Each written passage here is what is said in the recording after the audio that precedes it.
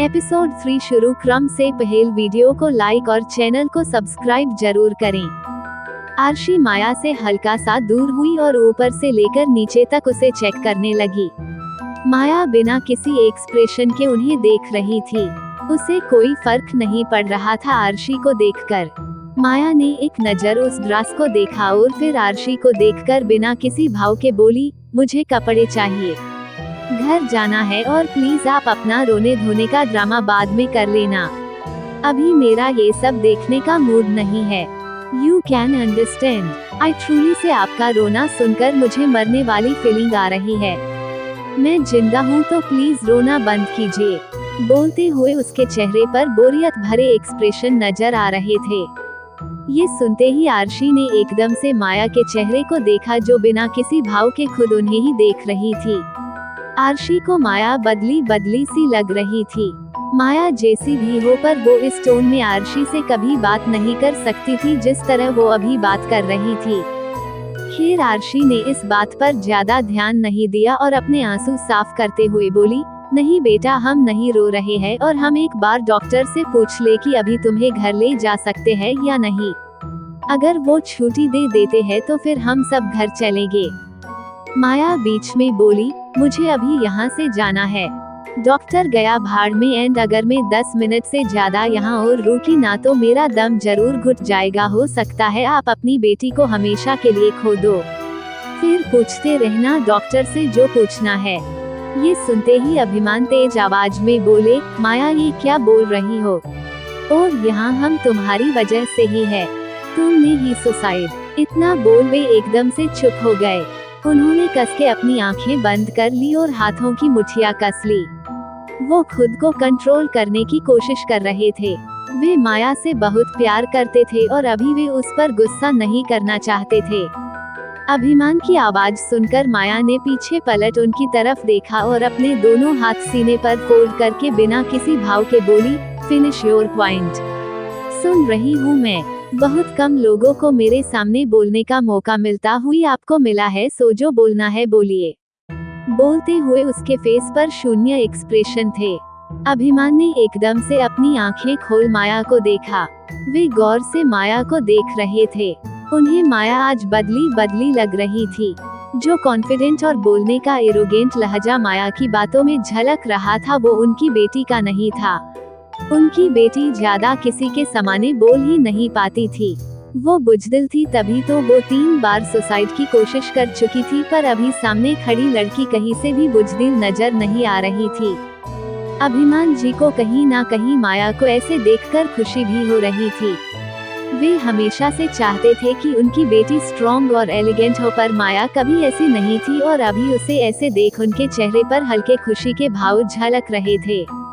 अभिमान कुछ पल रुककर बोले, कुछ नहीं बोल रहा था मैं बेटा, तुम 5 मिनट रुको, हम अभी तुम्हारे लिए ड्रेस भिजवाते हैं।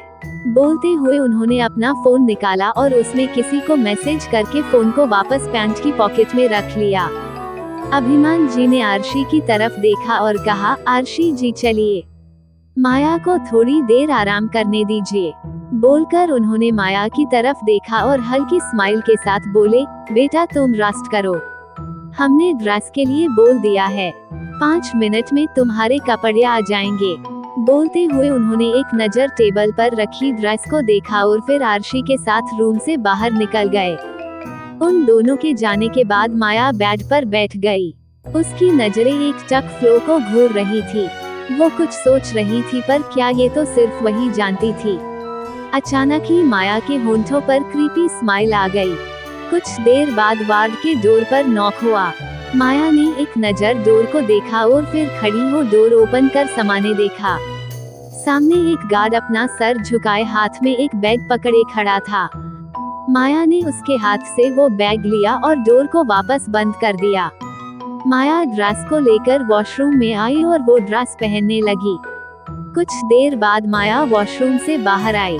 उसने व्हाइट एंड येलो कलर की नी लेंथ फ्रॉक पहनी थी और बालों को खुला छोड़ा हुआ था। उसके खूबसूरत ब्राउन बालों की लटें उसके गालों को चूम रही थी और विंडो से आती हवा में उसके बाल हल्के ऊपर की तरफ लहरा रहे थे। उसका खूबसूरत बेदाग चेहरा जिसे कोई एक बार देखे तो अपनी नजरें हटाना भूल जाए। उसकी ग्रीन हेजल आंखें जो किसी स्टार की तरह चमक रही थी।